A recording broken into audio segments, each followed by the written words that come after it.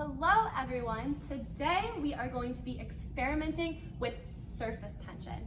So surface tension can be found in lots of liquids, but it's actually when the top layer of molecules become really strong and make it very hard for you to push or move things around.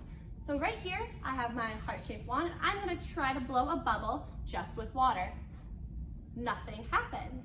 So let me see, maybe if I add some dish soap into my water, it might be able to relax that surface tension and allow me to blow bubbles with my water.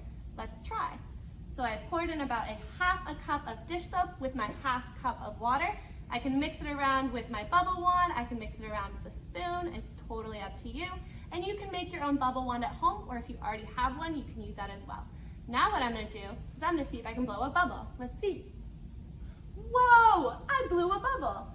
So what happened here is my dish soap actually relaxed that surface tension of the water and allowed me to blow a bubble out of it. You can try lots of different at-home items if you'd like to try to make your bubbles even stronger. You could try some corn syrup. You could also put in honey or another sugary liquid. You could try some cornstarch to see if it'll make your bubbles even stronger, or any other thing you want to experiment with at home. You can become your own bubble engineer.